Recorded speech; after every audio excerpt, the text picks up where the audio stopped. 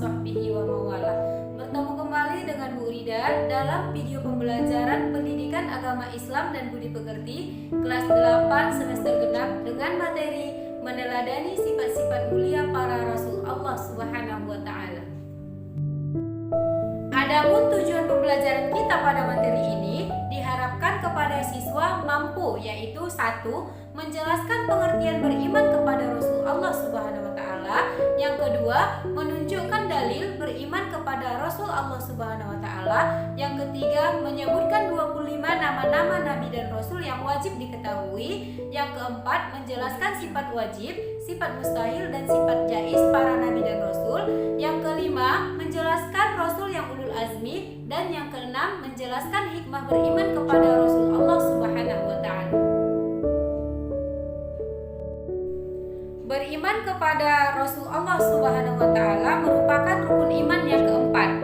Mari kita renungkan bersama. Jika di dunia ini tidak ada panutan seperti para Rasul Allah, tentu banyak sekali masalah yang akan timbul antar umat manusia. Masing-masing akan kembali ke zaman jahiliyah yang penuh dengan kebodohan, kedustaan, dan kebatilan. Oleh karena itu, marilah kita bersyukur kepada Allah Subhanahu wa Ta'ala telah mengutus para rasulnya menjadi panutan bagi kehidupan kita. Baiklah, anak-anak ibu yang soleh dan soleha, masuklah kita ke pembahasan, yaitu tentang pengertian beriman kepada Rasul. Beriman kepada Rasul yaitu mempercayai dan meyakini sepenuh hati bahwa Allah Subhanahu wa Ta'ala telah mengutus para rasulnya untuk menyampaikan wahyu kepada umat-umatnya.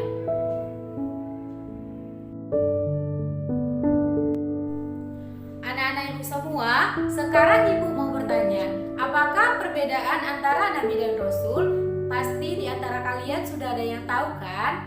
Nah, sekarang ibu jelaskan, nabi adalah orang yang diberi wahyu oleh Allah Subhanahu wa Ta'ala berupa syariat tertentu hanya untuk dirinya sendiri. Tetapi rasul adalah orang yang diberikan wahyu oleh Allah Subhanahu wa Ta'ala berupa syariat tertentu untuk dirinya sendiri dan wajib menyampaikannya kepada umat-umatnya.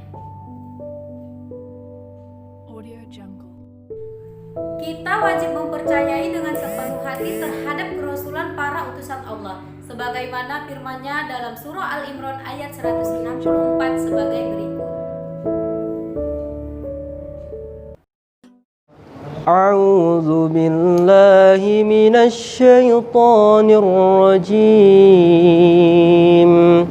Bismillahirrahmanirrahim. لقد من الله على المؤمنين إذ بعث فيهم رسولا من أنفسهم يتلو عليهم آياته ويزكيهم ويعلمهم الكتاب والحكمة وإن كانوا من قبل لفي ضلال مبين.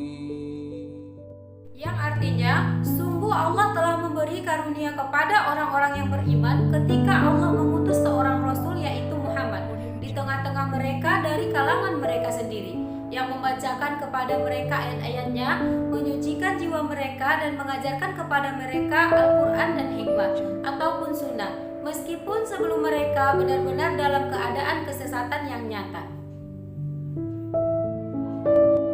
Sebagai manusia terpilih yang sengaja diutus oleh Allah Subhanahu wa Ta'ala untuk memperbaiki keadaan umat manusia, para rasul memiliki tugas antara lain: 1. Sebagai pembawa ajaran tauhid yang benar, yakni mengesahkan Allah Subhanahu wa Ta'ala dan meluruskan kembali ajaran tauhid yang sesat di kalangan kaumnya.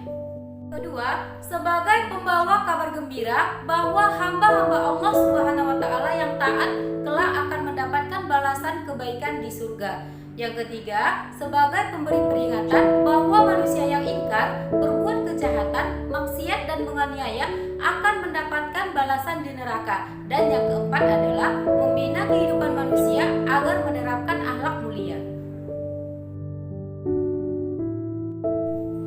Selanjutnya yang harus kita ketahui adalah sifat dan kepribadian para rasul yang kita jadikan sebagai tauladan, yaitu yang pertama percaya. Yang ketiga, tabligh artinya menyampaikan. Dan yang keempat adalah patona artinya cerdas. Anak-anak ibu yang soleh dan soleha, selain sifat para rasul di atas tadi, kita juga wajib mengetahui sifat-sifat yang mustahil bagi rasul, yaitu yang pertama kazib, yaitu berdusta. Yang kedua, khianat, yaitu tidak dapat dipercaya. Yang ketiga, kitman, artinya menyembunyikan. Tidak mungkin seorang rasul menyembunyikan wahyu yang sudah diterimanya. Kemudian yang keempat adalah baladah, yaitu bodoh. Tidak mungkin seorang rasul itu adalah seorang yang bodoh.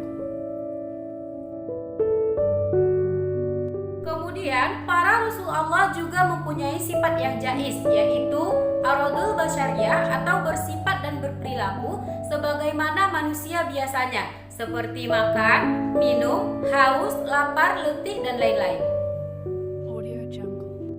Nah, pembahasan selanjutnya adalah di antara sekian banyaknya nabi dan rasul, ada 25 nabi dan rasul yang wajib kita ketahui. Perhatikan dan simak baik-baik ya lagu berikut ini. Adam, Idris, Nuh, Hud, Soleh, Ibrahim, Lut, Ishak, Ismail, Yakub, dan Yusuf, Su'aib, Harun, Musa, Daud, Zulkifli, Sulaiman, Ayub, Yunus, Zakaria, Ilyas, dan Ilyasak, Yahya, Isa, dan Muhammad. Itu semuanya nabi, kita orang Islam. Nabi dan rasul yang 25 tersebut, 5 diantaranya terpilih dan mendapat gelar sebagai ulul azmi, yaitu orang-orang yang memiliki keteguhan hati dalam menghadapi cobaan dari Allah Subhanahu wa taala dan diberikan mukjizat oleh Allah Subhanahu wa taala. Nah, anak-anak ibu semua, siapa sajakah yang termasuk nabi dan rasul yang ulul azmi? Yaitu 1. Nabi Nuh alaihi salam. Mukjizat yang diberikan Allah kepadanya dapat membuat perahu yang sangat besar yang dapat membuat semua umatnya yang beriman kepada Allah Subhanahu wa taala dan semua jenis hewan yang hidup pada zamannya. Yang kedua adalah Nabi Ibrahim alaihissalam. Mukjizat yang diberikan Allah tidak terbakar oleh api ketika dibakar oleh Raja Namrud. Dan yang ketiga adalah Nabi Musa alaihissalam. Mukjizat yang diberikan Allah, tongkatnya dapat berubah menjadi ular raksasa, tangannya dapat mengeluarkan cahaya ketika diminta bukti kerasulannya, dan dapat membelah laut merah menjadi jalannya ketika dikejar oleh Raja Fir'aun. Yang keempat adalah Nabi Isa alaihissalam. Mukjizat yang diberikan Allah kepadanya dapat mengobati berbagai macam penyakit yang sulit untuk disembuhkan. Kemudian dapat membuat burung dari tanah dan dapat menghidupkan kembali orang yang sudah meninggal. Dan yang kelima adalah Nabi Muhammad SAW. Mukjizat yang diberikan Allah kepadanya bisa membelah bulan menjadi 2, mengeluarkan air dari jari-jarinya, diturunkan Al-Quran kepadanya, dan merupakan kitab sempurna yang akan selalu dijaga kemurniannya sampai kapanpun. Dan yang terakhir adalah peristiwa Isra Mi'raj mulai dari Masjidil Haram sampai ke Sidratul Muntaha. Nah, sekarang kita masuk ke pembahasan yang terakhir, yaitu hikmah yang dapat kita ambil dari meneladani sifat-sifat para nabi dan rasul yang akan kita laksanakan dalam kehidupan kita sehari-hari, yaitu 1. Meneladani sifat mulia para nabi dan rasul seperti jujur, adil, sabar, teguh, dan semangat dalam menegakkan agama. Yang kedua, senantiasa menjaga keimanan dan ketakwaan kita kepada Allah Subhanahu wa taala. Yang ketiga adalah menunjukkan perilaku yang baik sesuai dengan ajaran agama. Dan yang keempat adalah selalu mengerjakan perintah Allah Subhanahu wa taala dan meninggalkan larangannya. Kepada anak-anak ibu yang soleh dan soleha, tugas kita dalam materi ini adalah 1. Menjelaskan pengertian beriman kepada Rasul Allah Subhanahu wa taala. Yang kedua, menjelaskan perbedaan antara nabi dan rasul. Dan yang ketiga adalah menyebutkan nama-nama nabi lagi yang wajib diketahui dan siapa sajakah yang ulul azmi di antaranya? Demikianlah video pembelajaran kita kali ini. Terima kasih atas perhatiannya. Sampai jumpa di video pembelajaran berikutnya.